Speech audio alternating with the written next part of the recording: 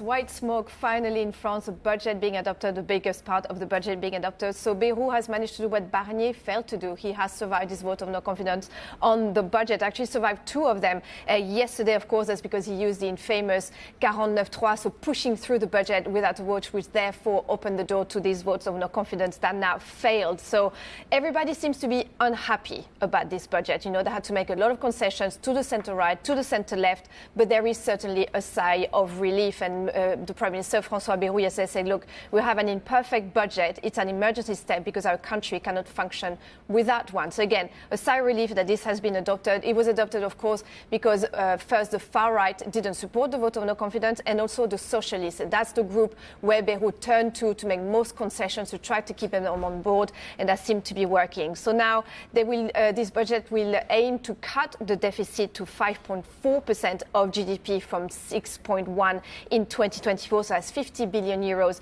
in spending cuts and tax increases. So remember, under Barnier, they were targeting 60 billion. And that's why maybe they tried to go too far, too fast. And that was quite difficult to keep people on board with that. So that's the target at the moment. So here again, some of the concessions they make to the socialists, they limited the cuts on healthcare and education in particular. They limited the tax increases to keep the centre-right on board as well. But there will be this one-off increase, one-off on the largest companies that make more than 1 billion euros in revenue, and also on the richest individuals. They're meant to be temporary. We'll have to wait and see whether that is the case. But certainly, what now? There are more votes of no confidence coming next week, very much expected to survive them. But in terms of policies going forward, it looks like this will be, they will all agree to disagree. There's still a very fragmented parliament. Not much can be done going forward. So maybe we'll wait and see until potentially a new parliamentary election in the summer when President Macron can trigger one. But certainly a big step now. There is a budget. And so we avoided the crisis. I want to tackle risk with you, and you set it out nicely about what comes next and summer being the next stop. But if you look at the yield, it has come back a little bit, the spread over German bonds, but it's still close to some elevated levels. So even though there's been a bit of reprieve, it suggests the market is remaining a bit cautious. If we now have a deficit that is not as ambitious, where does that leave France? Because there seemed to be a ton of pressure for France to get its finances in order. So they have kept the target to bring it back to 3% of GDP in 29, and so it has been approved by the Commission.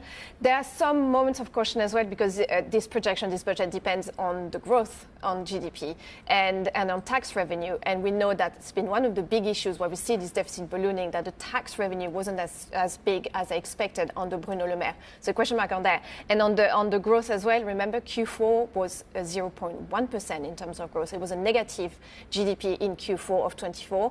At the moment for 25, the projection is to see a growth of 0.9% of GDP. A lot of economists say that's actually quite optimistic. It could be closer to 0.7%. So all these elements come into play on whether this budget can actually deliver what it says it will deliver. And maybe to a certain extent, the bigger stakes will come for the next budget, because they managed to do these baby steps, avoid the crisis, but a lot of the hard work could be coming for the next budget.